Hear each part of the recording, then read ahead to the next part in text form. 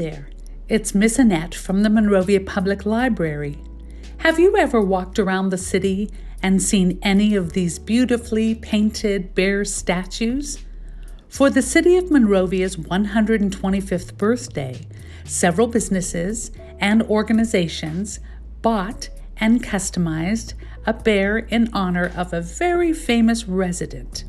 I'm going to tell you the story of a bear named Samson, who was a frequent visitor in this small town of Monrovia in California during the summer of 1994. The 400-pound cinnamon-colored bear became known as the hot tub bear because he loved jacuzzis and to swim in neighborhood pools. This story isn't just about a bear. It is a story about a community that rallied together when help was needed most. I hope you enjoyed this true story about Samson the Hot Tub Bear, written by Wendy Takuda, illustrated by Lachlan Millis. Every evening in the late summer, just as the stars began to appear in the sky, Samson the bear lumbered down out of the quiet hills to look for dinner.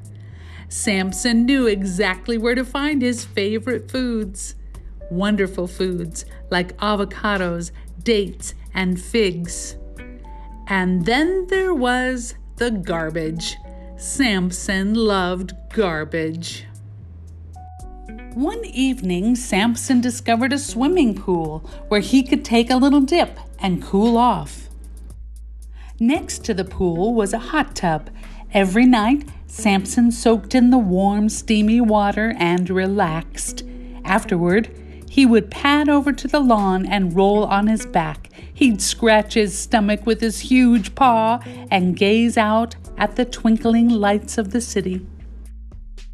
Sometimes, as Samson walked across the patio, he saw a man and a woman in the window.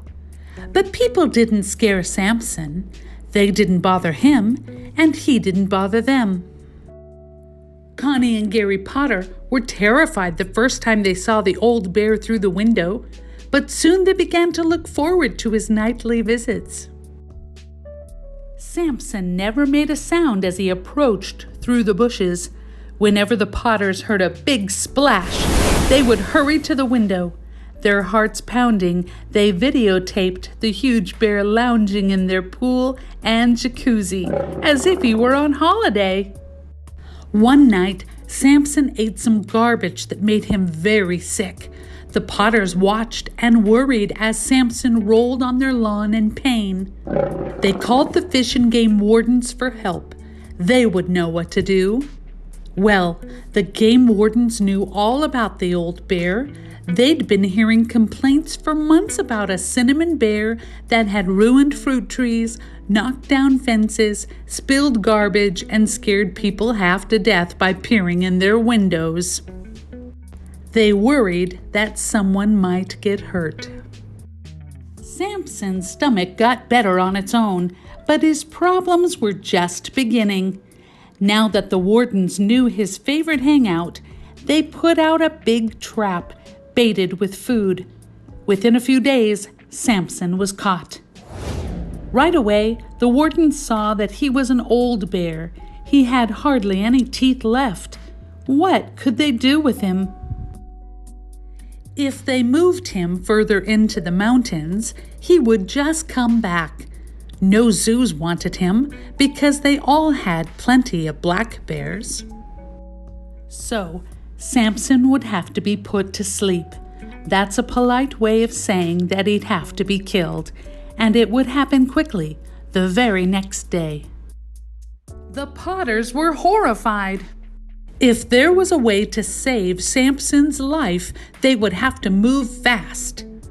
They rushed the videos of Samson lounging in their hot tub to television news reporters. Maybe, just maybe, someone somewhere could help. All this time, old Samson sat inside the dark trap, cold, frightened, and alone. The clock was ticking away. That very night, at 6 p.m., Samson would be put to sleep. Just hours before Samson was to die, pictures of him relaxing in the hot tub were shown on television news. Immediately, the phones started ringing. You can't kill Samson. Save Samson. We can't let this happen. He's just an old bear. Wasn't there some way to save the bear? People wanted to know. He's just being a bear, Someone said. And don't forget, the bears were here before we were. Finally, all those voices reached the one person who could save Samson, the governor of the state of California. The governor's office? His phones rang and letters poured out of his I'll fax give machine. the governor your message.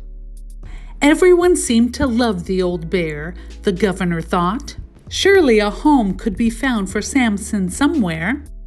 The governor made a decision. Save the bear. He said. Samson was saved. But he still had no place to live. The old bear was loaded onto a truck and driven for hours to a place outside of Sacramento. Until he had a home of his own, he would live in a cement pen enclosed by a chain-link fence. Samson hid inside his den, frightened by the sounds of the reporters and cameras outside. For 3 days, he wouldn't come out. Finally, his caretaker lured him out with a trail of M&Ms. Samson gobbled them up hungrily and came outside into the light. From that day on, he adjusted quickly to life in captivity. Food was always the main thing on his mind, and he loved water. Old Samson would climb right into his big tub of drinking water to cool off. He was so big that when he squeezed in, almost all of the water spilled out onto the floor. His handlers would hear a great splash and laugh. Samson is in the trough again. Many months passed. Finally, a tiny zoo in Southern California volunteered to give Samson a permanent home. The zoo took a lot of wild animals no one else wanted, including owls, raccoons, and a bobcat. It volunteered to build a new enclosure just for the hot tub bear. Samson would be the biggest animal in the zoo. No question about it, he would be the star. There was one problem, though. The little zoo had no money to build the bear's enclosure, so Samson's friends came to the rescue. Connie and Gary sold postcards and posters with Samson's picture. Children collected money. A concrete company donated cement. The zoo director himself designed the enclosure and spent hours digging and painting. People who saw Samson on TV came to help. And one company even donated a pool and waterfall for the hot tub bear. One day, after months in his tiny cell, old Samson followed a trail of food right into a trailer. There was more food inside, so he settled in quietly, and off he went for another long ride. When the truck finally stopped, Samson was put into a small cage to spend the night.